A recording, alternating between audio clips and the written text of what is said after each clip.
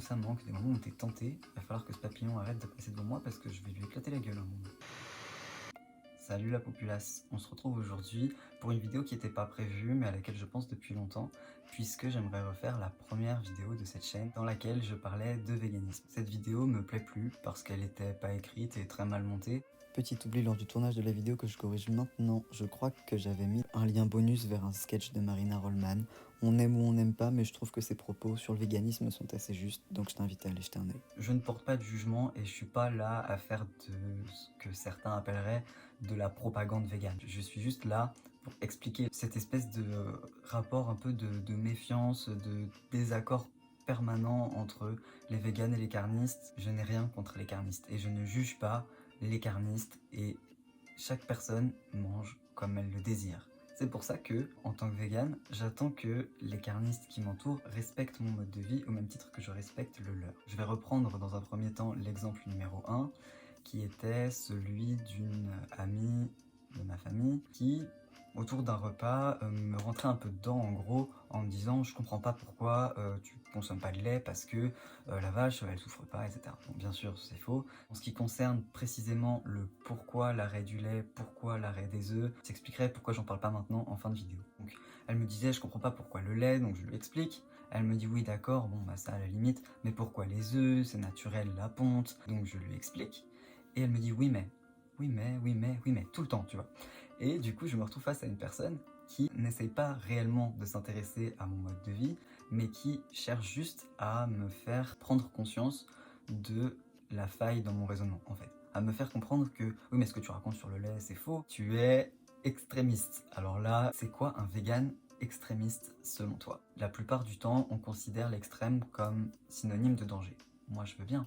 Mais à quel moment un vegan est dangereux? Si tu considères qu'être vegan, c'est être un extrémiste, ça veut dire que tu considères le vegan comme un être potentiellement dangereux.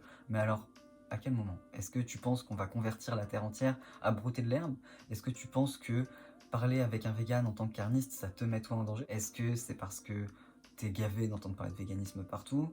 Est-ce que c'est parce que ça te pousse à te remettre en question, toi, sur ta propre façon de consommer? On a l'impression que les carnistes et les omnivores se sentent menacés par notre mode de vie alors qu'on est juste là. C'est cette notion d'extrême, moi, qui me dérange et à laquelle j'ai dû faire face il n'y a pas si longtemps avec une amie de mes parents que j'aime beaucoup. Elle me dit le lait, je peux comprendre, les œufs, elle me dit ok, mais elle me dit mais pourquoi le miel par exemple? Je lui explique pourquoi. Là, elle me dit je te trouve un peu extrême. Je lui dis quand tu deviens vegan, tu prends le tout. Là, elle m'a posé cette question à laquelle j'ai droit très souvent. D'accord, ok, mais quand même. Et je me suis dit, putain, encore un oui mais. Elle me dit oui mais si demain ta mère elle cuisine un poulet et que tu sais qu'il vient de chez le boucher et qu'il a été bien traité, qu'il a eu une bonne vie, tu vas quand même refuser de le manger ou est-ce que tu vas te laisser tenter? Là, j'avais l'impression qu'elle essayait de me faire dire en fait que oui, je pouvais être tenté. Et évidemment que je suis tenté par plein de choses. Je veux dire, parmi les choses que je préférais manger, t'avais le fromage, le pâté, le saucisson, un bon petit campagnard, hein.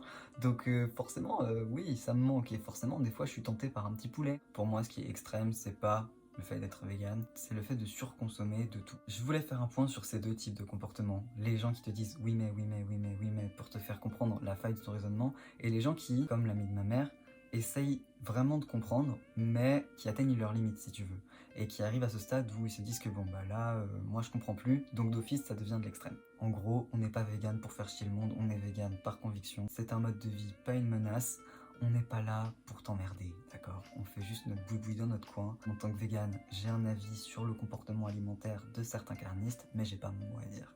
Donc j'aimerais que ces carnistes, qui ont leur avis sur ma façon de me nourrir, ne disent rien non plus. Voilà. Tout ce que j'attends, c'est juste une espèce de respect mutuel et une certaine honnêteté aussi, parce que t'as des gens qui sont là genre ouais mais ah oui mais non mais ah oui mais si mais être vegan mais c'est ça. J'ai envie de leur dire mais gros je te demande pas de te justifier en fait. Je préfère franchement tomber sur quelqu'un qui me dira moi je ne compte pas devenir vegan, je ne le veux pas, ça ne m'intéresse pas parce que j'aime trop la viande. Au moins c'est réglé. Je te disais tout à l'heure, oui donc j'explique pourquoi j'arrête les œufs, pourquoi j'arrête le lait, pourquoi j'arrête le miel et j'en parlerai en fin de vidéo. C'est maintenant qu'on en parle.